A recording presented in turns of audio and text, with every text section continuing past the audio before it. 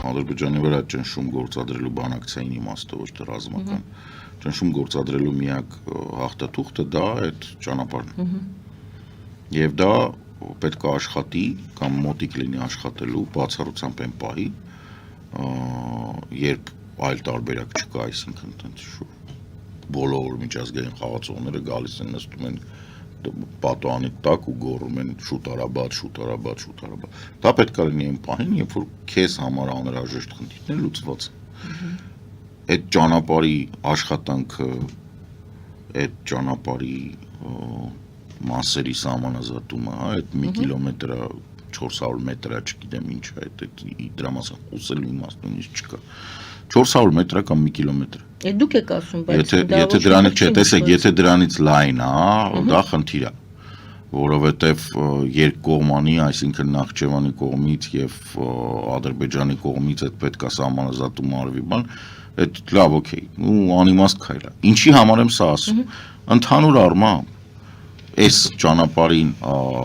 ուրեմն ամեն մետր սահմանազատման դիմաց Ադրբեջանը պետք է ծանր գին վճարի բանակցային իմաստով։ Մեր, չգիտեմ, զինծառայողներից, որոնք հենց պատանդ են մնացել դրանց հետ տա, մնացած տարածքներում սահմանազատում անի, չգիտեմ, ինչ-որ մի բան պետք է անի։ Չկարա լինի, որ ասենք մենք արագ-արագ ամեն ինչ անում ենք, էս ենք անում, բան ինչի համար։ Ճիշտն ասած, ես եւ ամբողջ աշխարհը թքած ունի,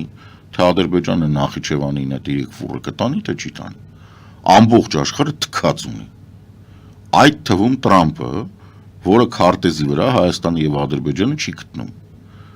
Տրամպի պատվիրատուն Նետանյահուն էր։ Նետանյահուն այդ պատվերը տալու պահին գտնում էր լուրջ պատերազմական գործողությունների մեջ։ Հիմա այդ լուրջ պատերազմական գործողությունները Իսրայելին հասցրել են այն օրի, որ ինքը փաստացի հանձնվել է Համասին, այսինքն ինքը վերադարձրել Համասը, որ այդ հոկտեմբերի 7-ը արեց, ասեց ինչքան ձերբակալվածություն է սաղին բաց թող։ Հիշեցնեմ, որ պատերազմը տենց էր վերջացել։ Այսինքն ով ձերբակալված Իսրայելում կար, սաղին բացա թողը։ Այսինքն Համասը հասել է իր նպատակին։ Բացի դրանից իսրայելական բանակը դուրս է եկել հին այն գծին, սուտա այն որ ուրիշ բանը սահմաններ այն գծում չկան,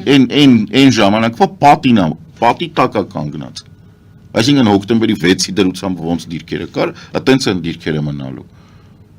Այսինքն Իսրայելը պարտվել է այդ պատերազմը, Իսրայելը պարտվել է պատերազմը այդտեղ, Իսրայելը պարտվել է պատերազմը Լիբանանում, Իսրայելը պարտվել է պատերազմը Սիրիայում, որովհետև չկարողացավ ինքը ապահովի դրուզների բանը եւ դրուզները որոշեցին, որ իրենք այլևս Իսրայելի աջակցություն չունեն, Ալ-Շարան էլ սաղտեղ վազվզում է, ասում է ես Իսրայելի լեգիտիմ, Սիրիայի լեգիտիմ նախագահն եմ։ Ինքը պարտվել է հութիների դեմ, որտեղ ոչ մի չի կարողացել անել։ Նրանք առանց թե սարերում ապրում էին, առանց լուսի ջրի։ Ես տվել ես մի հատ բան ես տրակացրել օդանավակայան 2 հատ բան էլեկտրոկայան։ Օքեյ, իրանք բայց տենց էլ ապրում էին սարերում։ Իսրայելը պարտվել է Իրանի դեմ, որտեղ ինքը 12 օր պնդում էր, որ ինքը ամբողջը ոչնչացրել է, ավարտելուց 3 օր հետո ասեց, Իրանի միջուկային ծրագիրը շարունակվում, ոչ մի չես ասել։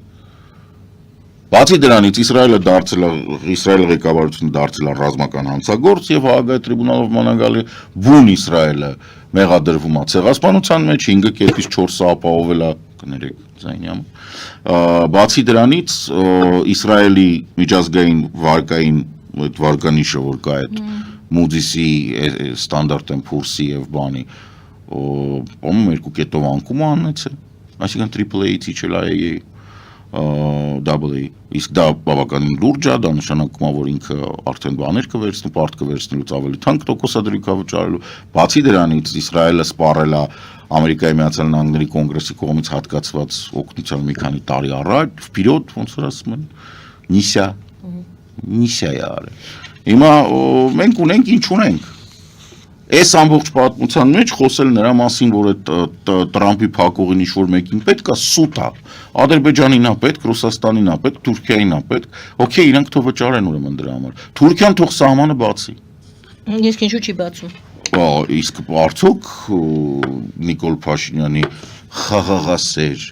մանդելայական ոճի մեջ մնացած իշխանությունները երբևիցե տենց չոր հարցը դրել են։ Ոնց եք պատկերացնում Նիկոլ Փաշինյանը չորով հարցը դնում Էրդողանի դեմը։ Շատ ասում են, որ Էրդողանի վրա ճնշում կա, որ բացի սահմանը։ Չէ, Էրդողանի վրա ճնշում կա Եվրոպայից։ Այո, Եվրոպայից։ Իսկ Նիկոլ Փաշինյանը գնում է ուր։ Ճիշտ է։ Դուշանբե։ Դրա համար Եվրոպան էլ այդքան չի ճնշում Չէ, գործադրում։ Եվրոպան իր համար է ճնշում Այդ գործադրում։ դեպքում հարց ինչու։ Դե Եվրոպան անում անենց, որ երրորդ կողմի, երրորդ երկրների քաղաքացիների համար բացվի, հա, ինչ որ բան է։ Okay։ Հա, բայց ասենք եթե տրանսպորտային բաները, տրանսպորտային փոխադրամիջոցների հետ շարժը չապահովի, դա ոչ մի նշանակություն չունի։ Եվրոպան անում է այնքան, որքան իրան պետք է, բայց մեզ դա չի պետք։ Մեզ պետք է որ ապրանքներ, մեզ պետք է որ Գյումրի երաս երկաթ գիծը աշխատի։ Մենք ինչ-որ բան ա ուզում, չէ՞, Ալիևը մեզանից։ Ասում է եկեք շուտ ստեղ սահմանագծենք, դա շուտ աշխատի, որ ես կարողանամ, ասենք, չգիտեմ, հերոին ու կոկային բերեմ Նախիջևանից Բաքու ու ասենք, չգիտեմ, 12 տարեկան աղջիկներ տանեմ վաճառեն Թուրքիա։ Այդ իր խնդրեմն է։ Հիմա եթե մենք բռնեցինք, պետք է չթողենք։ Բայց Նիկոլ Փաշինյանը ունակ չի այնպիսի մի իրավիճակ միջազգային ստեղծել, որտեղ ինքը ռիսկ կանի, այդքան ողնաշարք ունենա բռնի դա։ Այդ բռնելու համար պետք է հեծանիվ չքշես, պետք է տանկ քշես։ Տարբերություն կա հեծանիվի եւ տանկի մեջ դրանում։ Չէ, լինում են զորքեր, որոնք հեծանիվով են քշում։ Բայց դա հաստատ Նիկոլ Փաշինյանը չի։ Ալիևին հարցը սենց է դրվում, ուզում է շուտ լինի։ Okay, ուրեմն դու գնում ես բանին, Էրդողանին ասում ես, որ սահմանը բացում է։ Թուրքիան չի բացում, բայց եթե մենք պետք է ոչինչ չստանանք տրիպերի համար, որ տրիպեր ենք վարակվում, դա անիմաստ է։ Այսինքն այդ ճանապարհը բացելու համար սահմանագծումը պետք է լինի։ Ալիևին պետք է այդ ճանապարհը։ Okay, ընկեր, քեզ պետք է դու Աբշերոնցի ուխտ։ Գնա Անատոլիացի ոչխարին, չոբանին, ասա որ բաց։ Հայաստանի սահմանը բաց, որ ստեղ սահմանագծի, որովհետև միևնույնն է երկաթ գիծը չի աշխատելու։ Իրանք չեն պատրաստվում երկաթ գիծ կառուցեն մինչև երազք։ Սուտ է դա։ Կարաս ասես դե լավ կառուցի, ինքը դարերով կկառուցի այդ երկաթ գիծը։ Նու հա։ Պոլսու հայկական համայնքը միշտ եղել է ուշադրության կենտրոնում Էրդողանի։ Բան չկար անել։ Էրդողանի օրոք էր, որ չգիտեմ, Թուրքիայի պետական ռադիոհեռուստաընկերության եթերում հայկական ծրագրեր առաջացան։ Ոչ ոք չկար ասել։ Հայերեն թերթերը հրապարակվում, բան ինքը չի բան չի անում, այդ կոնֆլիկտի չի գնում։ Առավելից Մաշալեն իրան մտերիմ մարդ է, այսինքն երբ որ նշանակվեց խոսակցություններ կան, որ մտերիմ։ Էրդողանի ու պետք է հասկանալ, որ Թուրքիան դա Ադրբեջան չէ, Ադրբեջանը թափթփուկներ են։ Այսինքն իրանք բառից բուն իմաստով թափթփուկներ են։ Իրանց համար հայատյացությունը միակ բանն է, որ կարաս ասես, որ սա ադրբեջանցի է։ Դա հայատյացությունն է։ Թուրքիայում նման բան չկա, Թուրքիայում դա հայերը նույնպիսի քաղաքացիներ են։ Բրիտանիայի հայտարարությունը կապված է նրա հետ, որ Ադրբեջանը ունի գումար եւ Ադրբեջանը մեծացնում է իր ռազմական բյուջեն, Բրիտանիան ուզում է իր ունեցվածքից մի քիչ ծախի։ Փող աշխատի, որովհետեւ ինքը ռազմական բյուջեի առումով, քան որ ուկրաինական կողմի շատ օժանդակում մի փոքր խնդիր ունի ֆինանսավորման, առավելից որ տնտեսության վիճակը այդքան լավ չի։ Ինչ վերաբերվում է Ադրբեջանի ու Ֆրանսիայի միջև հարաբերությունների բարելավմանը, նոր դեսպան է, ասել է, ու չի ստորագրել, տակ Հայաստանը եւ Ադրբեջանը դրանք անտագոնիստներ են, այսինքն որովհետեւ պարագայում իրանք նույնտեղ չեն կարող գտնվել, ոնց որ նավթն ու լուծկին։ Բայթելու է Հայաստանի եւ Ադրբեջանի միջև չի կարող լինել խաղաղություն։ Ադրբեջանցիները 30 տարի ծնվել, մեծացել են, մորկաթի հետ կերել են, որ իրանք պետք է հայերեն մորթ են։ Ադրբեջանական պաշտոնական քաղաքականությունը Հայաստանի ոչնչացմանն է ուղղված։ Ադրբեջանի ամենամտերիմ դաշնակիցները Ռուսաստանը եւ Պակիստանը եւս ուզում են, որ Հայաստանը ոչնչանա։ Թուրքիան դաշնակից չի, ալի Թուրքիան գործընկեր է։ Թուրքիան դեմ չի, որ Հայաստանը ոչնչանա, բայց Թուրքիան մատեմատին չի տա դրա համար, որովհետեւ Թուրքիայի վրա կախված է ցեղասպանություն։ Իսկ սրանց վրա ոչ բան չկա։ Իրանք լվացվել են անցել, Սումգայի, Բաքու, Արցախ, բան լվացվել են անցել։ Դրա համար եմ ասում։ Ադրբեջանը եւ Հայաստանը ոչ միայն չեն կարող բարեկամներ լինել, իրանք նեյտրալ չեն կարող լինել։ Ադրբեջանցիները եւ հայերը երրորդ երկրում խուսափելով այդ երրորդ երկրի քրեական օրենսգրքից կարող է իրար չմորթեն։ Բայց Հայաստանը եւ Ադրբեջանը ուղակի ժամանակ են վատնում, վատնում ամեն մեկը ուժեղանում է, որովհետեւ սա խաղաղություն չի, սա ինչ որ ժամանակով պատերազմի հետաձգում։ Եթե Բրիտանիան մտածեր, որ բան ինքը կասեր եկեք ես ներդրում անեմ ձեր մոտ դատակենտրոններ բացեմ, նավթի հանքերը ավելի կանաչ սարքեմ, ձեզ օգնեմ, որ Կասպից ծովը չնվազի, ձեզ ոնց է թվում մարտով վստահ որ պատերազմ չի լինելու զենք կառաջարկի ծախի։ Մարդը զենք է ծախում, չէ՞։ Զենքը ծախում է նրա համար, որ պատերազմ է